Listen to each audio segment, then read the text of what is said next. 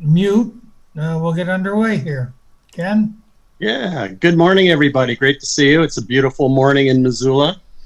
And so Malcolm is going to, after I introduce him, just share a kind of overview of the novel and then do a short reading. And then he and I will engage in a conversation and then we'll open the floor for questions. So just briefly, Malcolm Brooks was raised in the rural foothills of the California Sierras. He grew up around gold rush and Native American artifacts. A carpenter by trade, he has lived in Montana for most of 2 decades. His writing has appeared in Gray's Sporting Journal, Outside, Sports Afield, and Montana Quarterly, among others. His first novel, which is a gorgeous novel, Painted Horses, was published in 2015 by Grove Press. And today, Malcolm's going to introduce us to his new novel, Cloudmaker. Take it away, Malcolm. Well, hi, and thank you all very much for turning up this morning to hang out with me. This is the book. This is actually a galley copy, a pre-publication copy, but they're out in hardback right now. But I write, I guess, what would sort of be described as historical literary fiction, meaning, both novels are set in the past, but they both also have, more going on as far as character development and probably literary technique than just a straight up sort of, straight across the board historical novel would.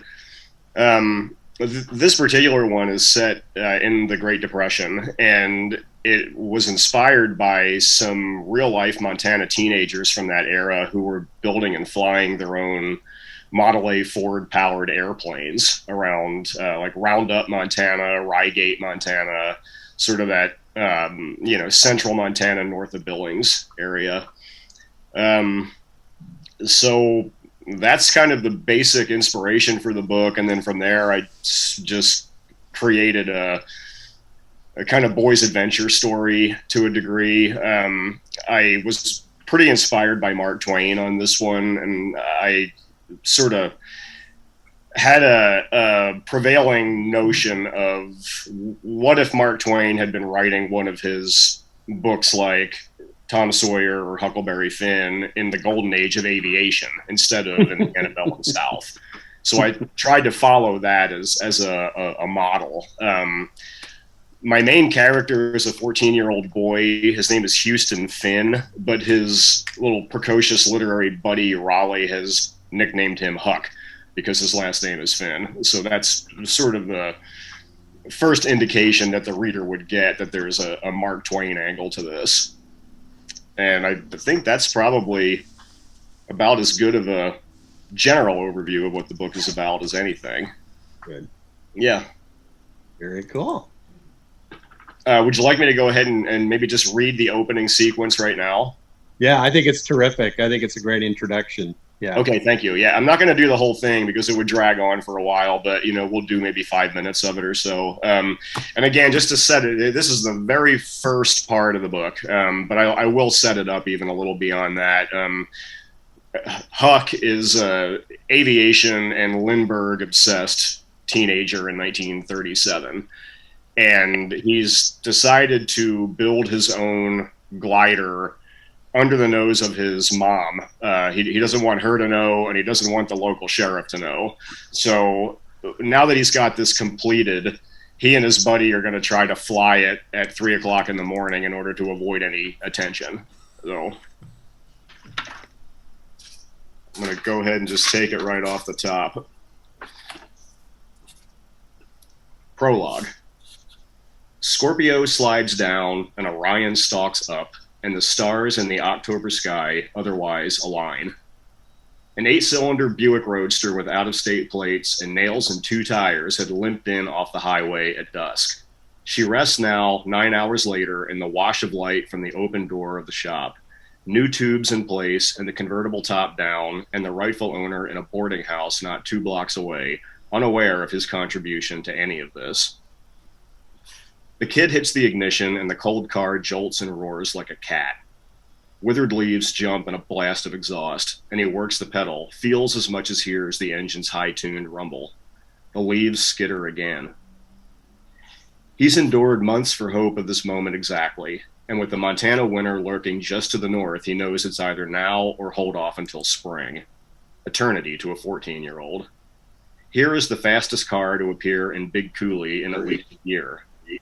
He's actually gone so far as to pray for such, and with the prize dropped right in his lap, he can't help believing he's received not simply an answer, but a bona fide green light from God.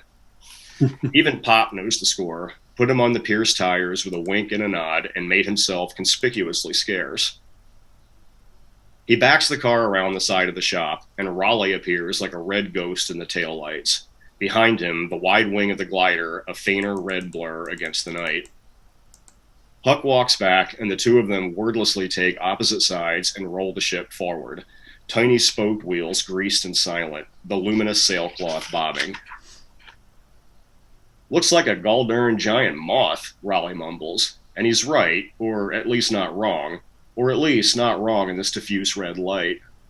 Still, glider number 1 looks to Huck entirely of a piece with the legendary experimental flyers of Orville and Wilbur Wright from 4 decades past, with its overhead wing and skeletonized rib section connecting the tail and rear flaps to the operator's chair. Actually nothing more than a plank atop the axle, and a corresponding plank out front for a footrest. Only the cookie-cutter wheels appear truly misfit, repurposed as they are from a baby buggy and looking absurdly out of scale beneath 23 feet of wingspan. He wonders if this occurs to Raleigh as well. They hitch 40 feet of hemp line to the bumper and attach the tag to another 10 of shock cord with a spliced steel ring at each end, the second of which mates to a release on the ship's footrest. Raleigh straightens up. All set? Huck weaves between cables, ducks beneath the wing. He settles to the narrow plank and reaches for the leather helmet, on self-administered loan from the high school football supply. He screws the helmet down and cinches the strap. He peers up at Raleigh. How do I look? Like Tom Swift in his airship. Raleigh looks over at the bungalow, dark as a morgue. Reckon your pap's watching? Huck tests the scissor-like levers jutting between his thighs, works the pair of them back and forth. He can feel the tips of the wing torque and twist through the tension of the cables. Pop? As far as I know, Pop's been in bed since 9. That is our story. You ready? Born ready. Remember, middle of the street. Get me under the wires at 2nd and light her up. 40 by 4th. 40 by 4th. The way I've got her figured, I can cut loose by the time you get to the church, and you can hook south and sneak on back. I'll sail out over the Ball Diamond and set her down. Don't crash. I might. Don't die. I won't. Raleigh crawls out in first gear with the headlamps cut and the parking lamps low. The slack goes out of the rope, and the rope comes off the ground and tightens into the shock cord, stretches the elastic out of the cord, and yanks the glider forward in a jump. Huck hears the shift into 2nd, and steady they roll down the street. Okay. I'm gonna call it right there, but yeah, that's the intro. Very good. So he's about to test his glider, his first aircraft, so to speak, and it has a kind of comic result, which we won't reveal at this moment. Good stuff. You know, probably the first following question I'll ask, Malcolm, is you are so skilled at recreating the actual building of these various flying machines and then the flying, the actual aviation. Can you say a little bit about how you managed to recreate that so effectively? Yeah, well, with the flight scenes, I mean, I myself am not involved in aviation on a personal basis. I'm not a pilot, but I know a lot of people who are and who are interested in old-time airplanes and that era of vintage aircraft. So I had really good advice and insight and vetting from people who do know, intimately and firsthand about flying these old planes. So anything that didn't make sense was run through the filter of a person who could call it and flag it, and it got taken out of there. I think as far as being able to write the flight scenes in a realistic way, just organically.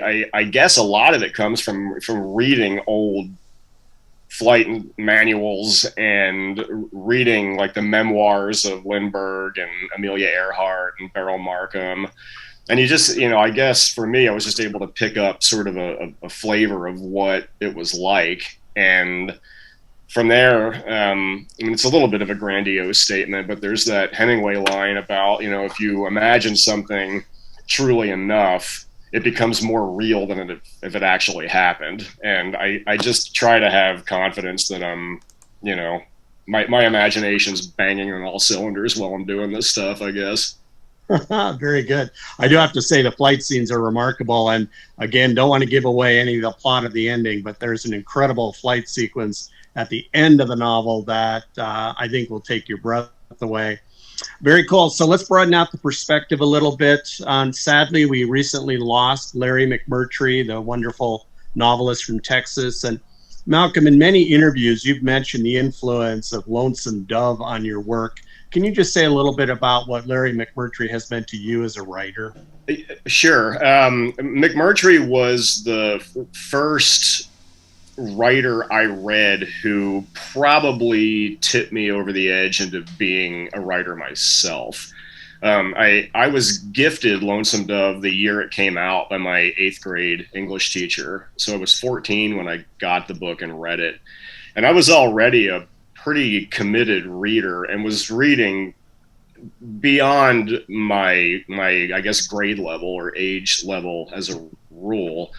But I was reading things like people like James Michener, and I read Centennial, and I read Alaska, and I'd read The Winds of War by Herman Wouk, and I'd read The Big Sky by A.B. Guthrie. I mean, so I'd read some relatively advanced things, but once I had Lonesome Dove in hand, I realized there was a whole other way that a person could approach a book, almost purely through the level of character.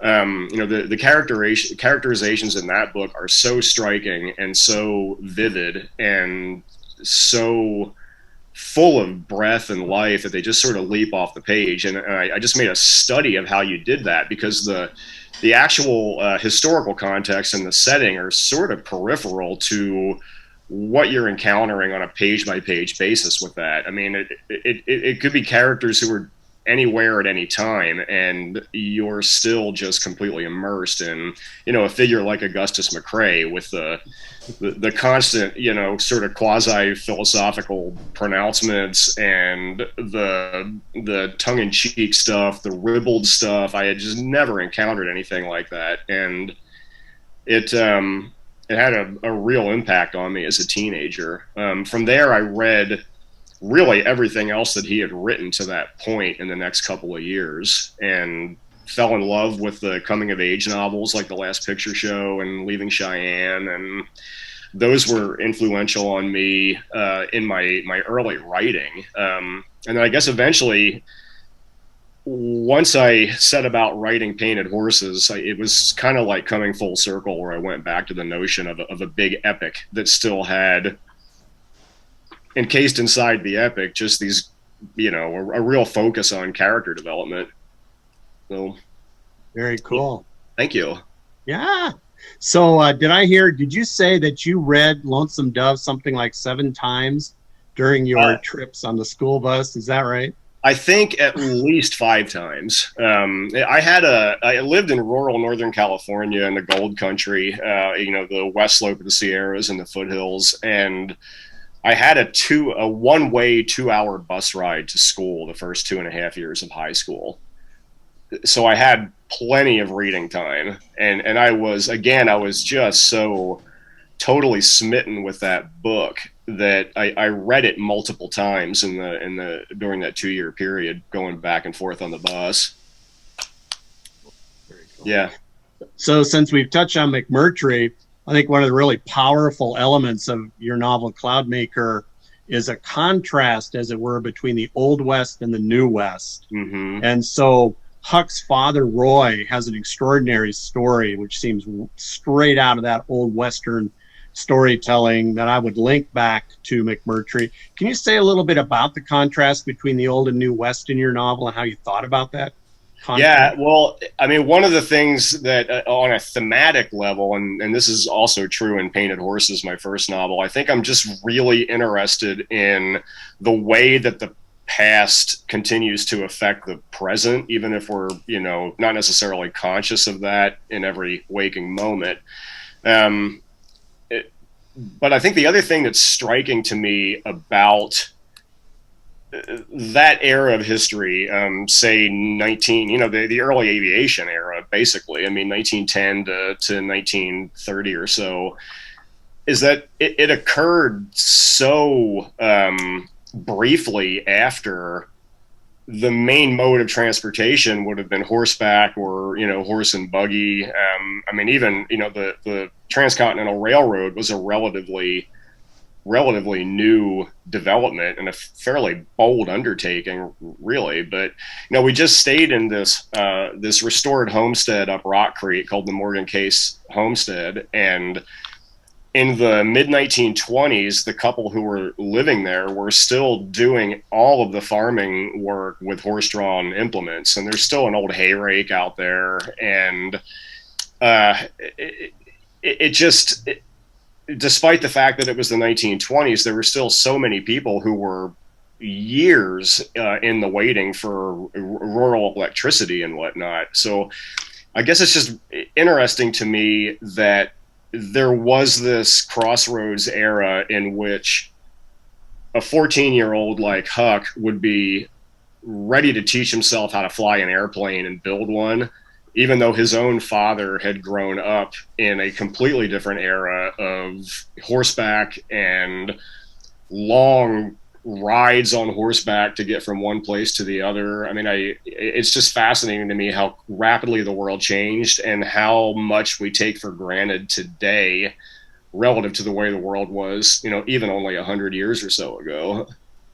Yeah, very good. And just to be clear, not to give away again too much, but Roy, the father's story, is one of coming north, basically along the same trail, followed by a Teddy Blue Abbott, Right. where the characters out of Lonesome Dove. And I have to say, and I should probably emphasize this, Malcolm, your stories are set in what I think of as South Central Montana. Some call it Southeastern Montana. Yeah. But Cloudmaker is essentially north of Billings, right in the Bull Mountain area. Is that correct? Yeah, correct. Mm-hmm. Yeah. Yeah. Yeah, and the main choice for that location for this book is just that that is the area where these, the kids who inspired my characters were building and flying these planes back in the day. Yeah, very, very good. Seems to be a little safer out there than maybe in Western Montana, given the Yeah. Although the one person who was the main inspiration for Huck and the main just kind of touchstone that I had relative to his age and ability to do something like build an airplane is a guy named David Comstock, who was born in, I believe, 1914. And he wound up actually flying his plane from Roundup to Bozeman, across Bozeman Pass, a number of times because he went to the engineering school at Montana State. Oh, wow. That's very, very cool. Wild, huh? Yes. Yeah. So you had access to a number of personal narratives or stories. Definitely. Yeah. Yep. Wow. That is super cool. So listen, I'm really fascinated by the way you connect your novel to Mark Twain, and I love that idea. You kind of come out of the part of California where Twain was hanging out, wasn't he, for parts of Roughing It? Is that correct? Is that absolutely? Kind of yeah, and the celebrated jumping frog of Calaveras. That Angels Camp in Calaveras County is probably 45 minutes from where I lived when I was making the long daily school bus ride. Oh, that's perfect. Yeah. So I'm curious. Yeah, I'm curious about the dangers of connecting to a writer like Twain. Did you find moments where you thought, man, this is a challenge linking to Huck Finn and Tom Sawyer? Well, I knew it was a bold move to name the character Huck Finn, and that it was I was probably opening myself up to, you know, a barrage of, you know, outrage on the one hand, and maybe just, you know, hubris on the other, I guess. But yeah, I mean, I thought I could kind of diffuse some of that by having another kid in the book who's pretty, you know, precociously literary, and just making it sort of a joke that they have between them, and sort of approach it from off to the side a little bit. Yeah, very, very clever. Yeah, that's absolutely right. By the way, I'm curious that you mentioned you were 14 when you first read Lonesome Dove. So I'm imagining some psychological link between you and your 14-year-old main character, Huck, there. Maybe a little bit of tapping into your own experience as well there. So Yeah, you know, I mean, that's one of the beautiful things about a situation like this, in which we're talking back and forth about the book, because that never occurred to me until you just said it. But there probably is some subconscious thing going on with that. yes, so Huck is this precocious genius, essentially mechanical genius, who builds these flying crafts. So we've been focusing on the male characters, and they are incredibly interesting. But your novel has one of my all-time favorite female characters, and her name is Annalise, called Annie by the other characters in the story, in the novel. And she's a wonderful, to me, kind of counterpoint to Huck. And could you say a little bit about where Annalise came from, how you came up with this character?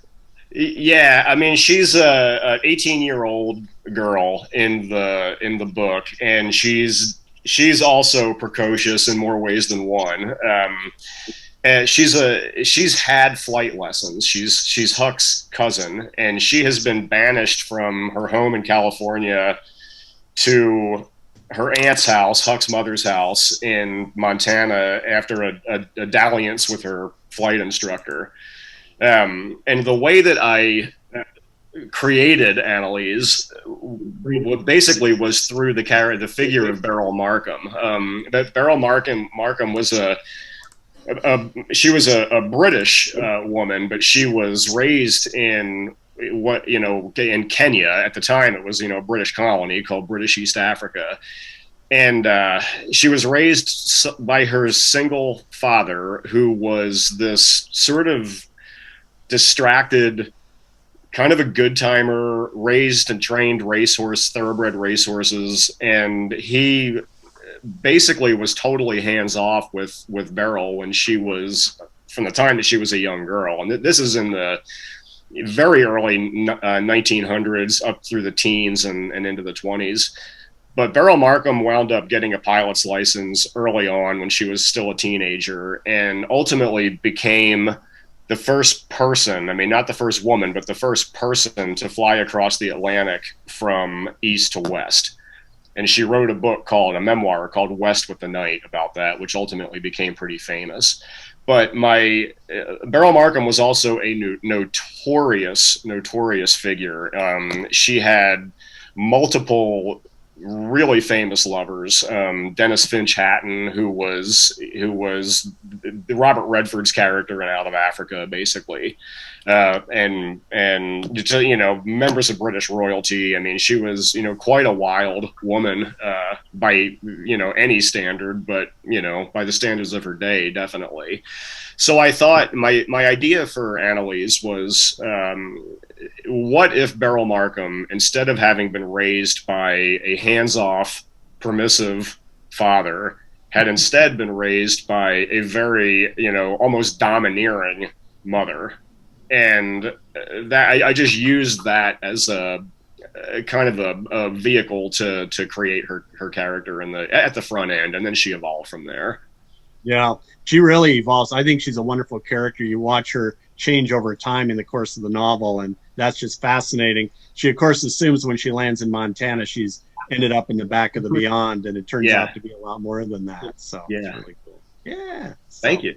Yeah. So that does remind me to ask, though, one of the interesting themes for me in the novel was this kind of clash between religion and science. Mm-hmm. So you mentioned, right, that, or I should mention that Huck's mother is a devout fundamentalist Christian, extremely skeptical about what Huck is up to with building airplanes, etc. In fact, Right. that from her.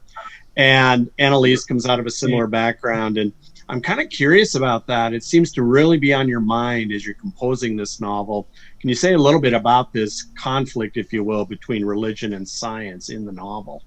Yeah, I mean, some of it I mined my own childhood and background for.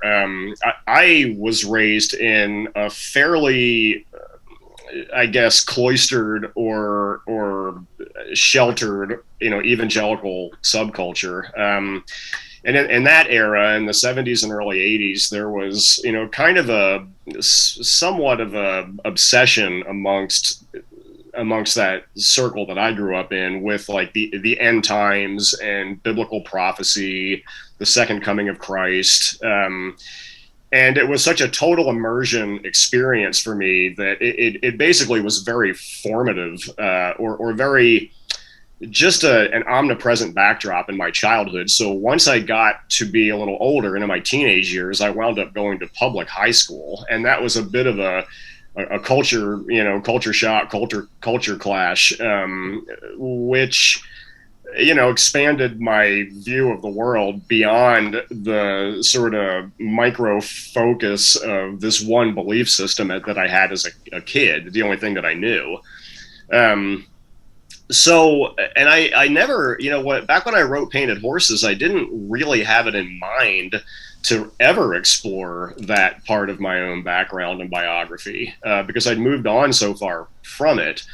But I told a story at a book event during the Painted Horses book tour, and I described what it was like to have a situation where the church body that you went to sort of fell for a biblical prediction about the exact date and time of the second coming of Christ, and then be sort of prepped for that to happen, but then when it didn't happen and life went on, that's sort of the first moment where you realize that maybe there's more to the world than what you've been told. And at any rate, I realized midway through this story, because my family actually did stand around in the backyard at the appointed date and time, waiting for the second coming, for the skies to open up. Then, of course, it didn't happen. And what interrupted the whole thing was the phone started ringing in the kitchen. And that just sort of diffused the whole scenario. So I was telling the story, and then I realized midway through it that you could absolutely hear a pin drop, and it was at a big banquet table, and people were just looking at me from down the other end of the table because they were so mesmerized by this sort of crazy event from my own childhood. And then somebody came up to me afterwards and said, "That is material, and you should work with it." So once I went to write my follow-up novel, which became Cloudmaker, I went ahead and put that in there as a counterpoint to the idea of a kid who is obsessed with science and engineering and, technology and forward progress. Yeah. And I just want to say you do a beautiful job, I think, of kind of excavating the psychology, the character of the mother Gloria, who is the fundamentalist. So I think on first impression as a reader, I'll admit that I was uncertain what to make of her. And I just want to say, as the novel unfolds, you do a nice job of going deeper into her character. Thank you. Yeah, I appreciate that. Because again, that was something that I was extremely aware of when I was in the middle of writing the book, was I didn't want her to come off as just sort of a one-dimensional person with no reasonable explanation for why she operates the way she does. Yeah. Very cool. So I'm going to ask a couple of craft questions, and then you all should feel free to jump in. And obviously, Malcolm loves to talk about Cloudmaker, and he should. But Painted Horses, I think several of you have read. So if you want to ask questions about that as well, you should feel free. But mentioning Great. Painted Horses, Malcolm, I'm curious, how did the process of writing and publishing Painted Horses affect the creation of Cloudmaker? I'm always interested in how writers kind of move from project to project. So I wonder if you could say a little bit about that. Yeah, I mean, I think one of the most interesting dimensions of that, you know, contrasting the process for the two books against one another. And I didn't really think about this until I did another similar Zoom type book event last week, and somebody brought this up, which, you know, made me realize that it's something worth talking about. When I went into Painted Horses, I had never written anything from a female point of view before. I never had a really primary female character, and the character of Catherine LeMay in Painted Horses, I mean, I knew at the very front end that if I messed that up, that the book would fail, and it was all going to be, you know, sort of an exercise in futility even to write it. So I had a lot of trepidation through the 5 years that it took me to write Painted Horses. I always had this voice in the back of my mind that, you know, if I am failing at this, you know, one half of the book takes place from a female viewpoint. And lo and behold, I had a female editor, my editor, Amy Hundley, who bought the book, thought it worked. You know, she wanted me to add to Catherine a little bit. She helped me to you know, hone her a little bit to make her a little more, you know, believable, I guess, or give her, you know, a bit more of a stake. But the nuts and bolts were there. So when I went into Cloudmaker, it never really even dawned on me once that Annalise was not going to work as a character and a characterization. And I think maybe she came out even more vibrant, you know, as a result of the fact that I just had complete confidence in her from the word go. Now, you seem to know her well. I think that's, yeah, I guess you imagined her magnificently, to quote or paraphrase old Hemingway. But thank you. Very, very cool. So I've got to ask if you have a new project in mind, follow up to Cloudmaker, and if you would be willing to share maybe a peek into that next project, or you know, what I'm mostly working on right now is a series of scripts for television. One of which is Painted Horses. I'm attempting to adapt that into a television show, and I just recently got a TV and film manager who is about to start presenting it to producers. So mostly what I've actually been working on lately is like supporting pitch documents for an adaptation, you know, theoretical adaptation of Painted Horses. So if you could all keep your fingers crossed for me that comes together, I think it would be really great. I do have some other I've written a one draft of an original pilot that's sort of based on the early history of Butte, Montana, and I've got, you know, a sort of rough sketch of a sort of a contemporary Montana crime novel as well, but I'm not far at all into that. It's strictly sort of an outline. Oh, very, very cool. Just a quick question. What's the difference between writing scripts and pitch documents? What's the difference between that and writing a novel? The scripts are a lot easier in a lot of ways. Yeah, because, you know, it's basically like dialogue with some connective tissue between them, but you don't have to treat it like a whole completely unified, very polished up world. I mean, you know that you're basically just providing story and dialogue and a basic sense of who the characters are, and then from there, I mean, I know, and I, you know, I guess it's just obvious on its face, but it becomes a way more collaborative process from that point to make the actual end result. So writing the script, you know, you're not responsible for the end result. Writing the novel, you're responsible for the whole shooting match. Yeah, I just have to say your novels are very cinematic, so I think they lend themselves to adaptation for what that's worth. So. Yeah, I hope you're right. All right. Hey, guys, do you have questions for Malcolm? And I'll let Jim organize this one. Jim can take over here. So, Okay. Do we have any questions or comments? Sandy? Yes, I don't know if you were at Festival of the Book once, but I have read Painted Horses right after you wrote it. Were you at Festival of the Book? I was. It was the last year that was put on by. Wait, was it Montana? Humanities Montana. Yeah. That's what I thought. And Kim was the director of the Festival of the Book then. But yeah, I actually wound up reading at the Wilma at that big like Friday night quote unquote gala reading that they do, and that was one of the crazier moments of that entire experience for me, was because they had William Kittredge introduce me. And I just thought, and he which he referred to himself as a fan of my work, and I just remember being almost like poleaxed from that, to the point where I could barely even go out there and focus on anything except for the fact that Bill Kittredge had just come out and sung my praises. So yeah, but I was there, yes, ma'am. Well, that's a great way to sell books. Because now that I know you, of course, I'm going to buy this book in hardcover. But what I want you to know is what I remember about this book. The big part is how beautiful the scenery is that you paint. Thank you. And I didn't care for that country above Billings or below Billings until I read your book.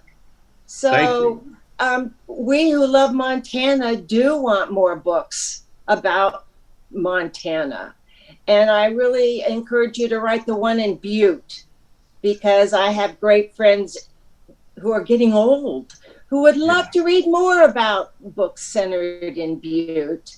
And I just want to encourage you to keep writing, and I will be getting your book, and I'm glad I got to see you today. Thank you. Thank you. I'm glad I got to see you as well. And yeah, Butte is right in the front of my mind all the time. I love it over there. So something will be coming at some point, I'm sure. Anyone else? Tom? Yes, Malcolm, very interesting. Can you give us just a broad overview of what it takes to identify a title for your book or any book? Is it an art? Is it a lot of work? How do you go about coming up with a title? Well, in the case of both books, it was much different. With Painted Horses, it never had its final title until the book was completely written.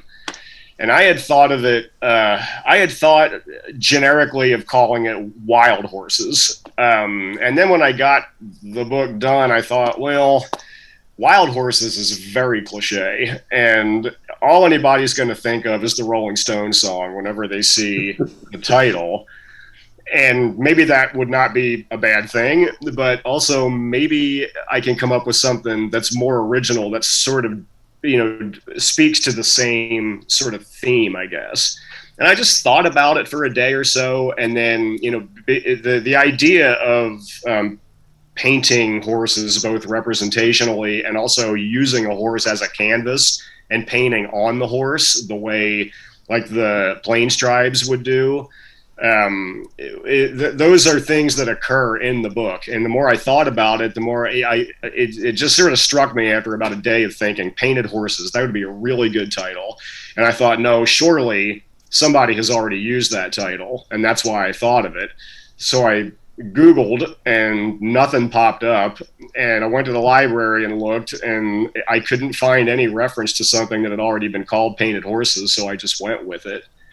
Now with Cloudmaker, I somehow had the title in my head before I even fully knew what the story was going to be and what the book was going to totally be about.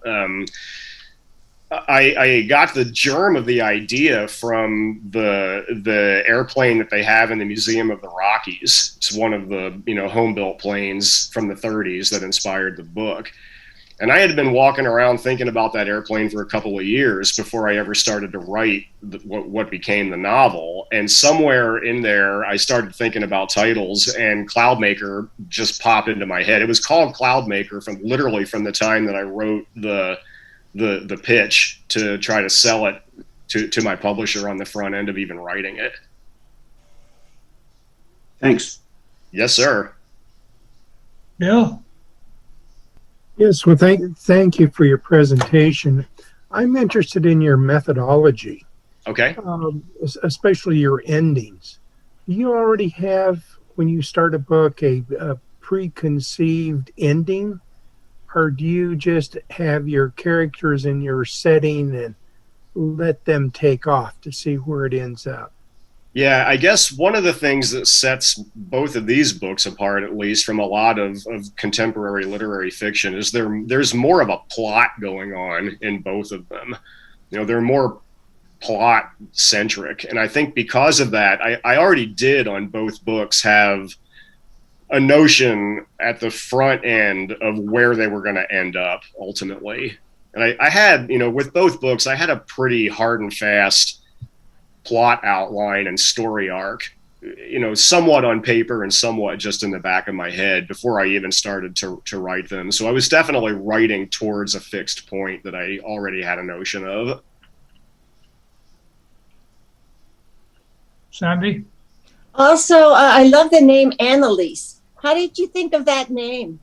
A really good friend of mine married a girl named Annalise, and I just loved her name. And she's a real pistol too. So, yeah, that's how. And also, because I guess Annalise is similar to a degree to the name Amelia. I wanted something to where there would be an echo between Amelia Earhart and Amelia's name and Annalise's name. Yeah. Have you read much on James Savage, who wrote strong female characters also? No, I don't think I've read any James Savage. Wait, can you name a title by him? Yes, Power of the Dog. Maybe it isn't James, but I know it's Savage. Thomas Savage. Yeah, the Power of the Dog is the only one I've read by him, and yeah, that is a pretty striking book, definitely. Well, I appreciate your strong female characters too. Thank you. They're fun to write, I'll tell you that much.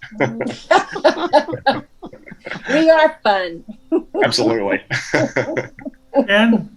Yeah, I just wanted to follow up a little bit, Malcolm, with Amelia Earhart, because she is an important kind of almost ghostly presence in the novel Cloudmaker, and probably if you could say just a little bit about her role in the novel, I think that'd be kind of cool. Yeah, well, Amelia Earhart is contrasted in the novel with another, famous female figure from that era who is much different. That's Aimee Semple McPherson. And both of those women were obviously Amelia Earhart was an enormous pioneer in innumerable ways. I mean, aviation, but by extension, demonstrating what women were capable of in the field of aviation and encouraging girls to pursue, aviation if that was their dream or whatever other dream they might have. At the same time, Aimee Semple McPherson was a Pentecostal evangelist in that era, and she was probably the person who invented what we know today as the megachurch.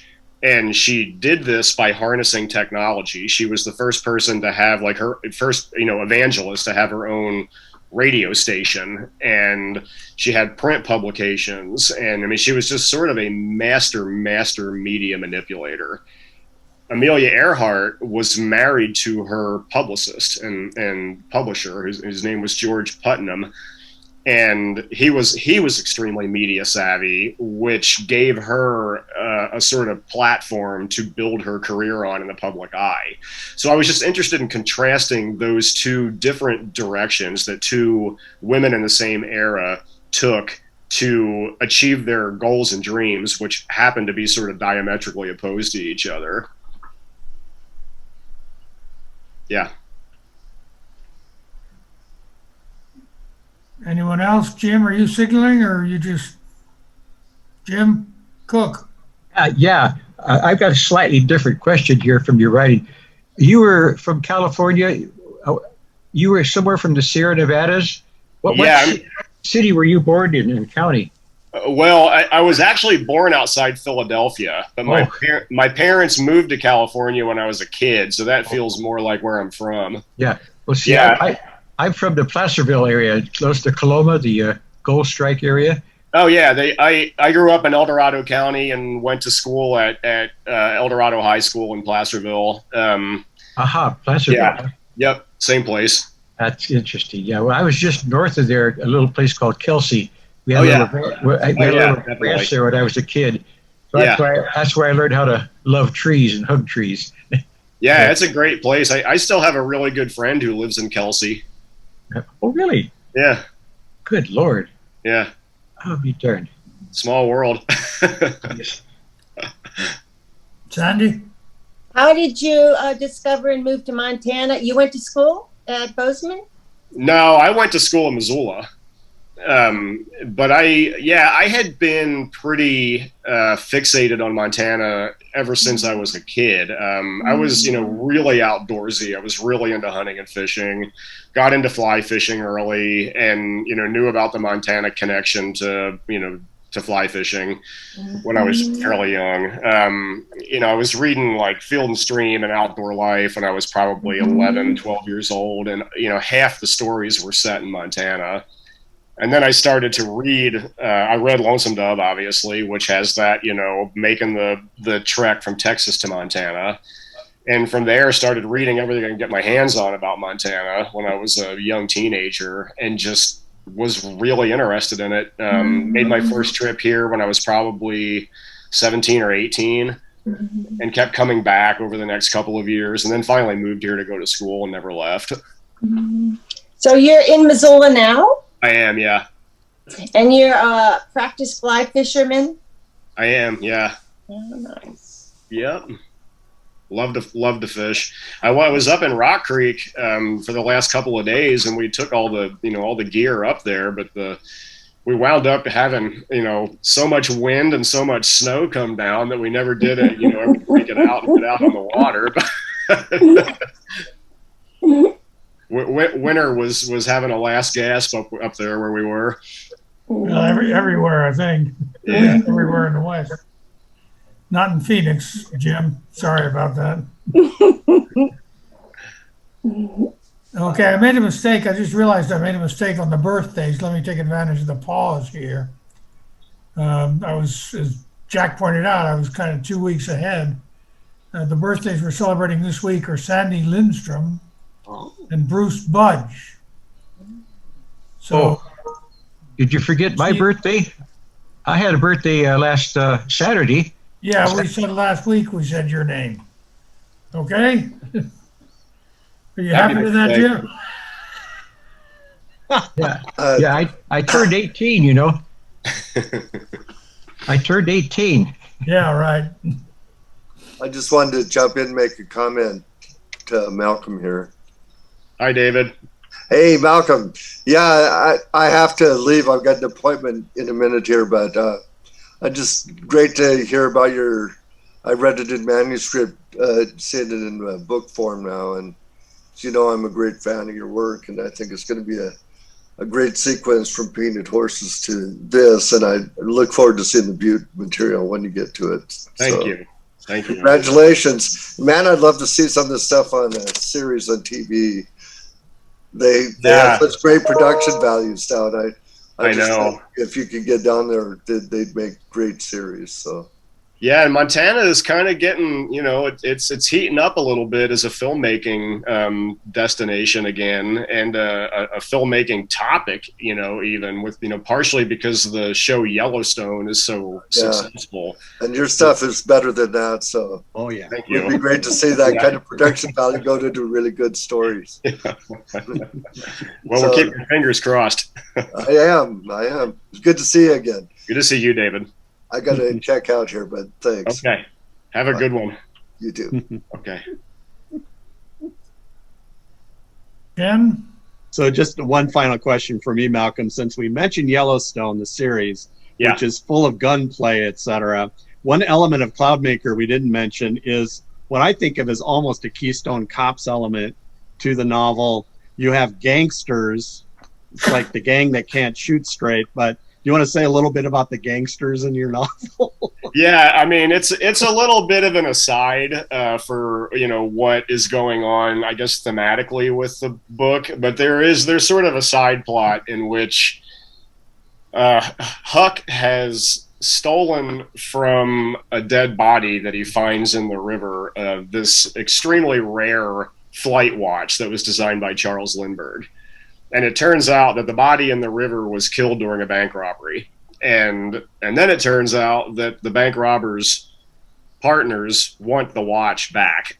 So there's sort of a separate plot going on relative to that. And kind of, again, in Mark Twain fashion, I tried to just make it pretty picaresque and have, you know, moments of real sort of comic absurdity in there relative to the kids not understanding why they're being harassed by this somewhat bumbling gang of bank robbers.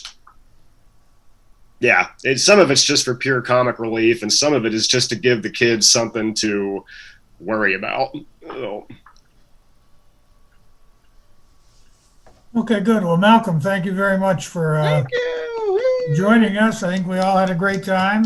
I did, Malcolm. Wonderful. Hey, Thank you. Thanks for the invite. I sure appreciate it. Yeah. Hey, Malcolm, is there any way I can contact you afterwards? I'd like to get in touch with this friend of yours who lives in Kelsey.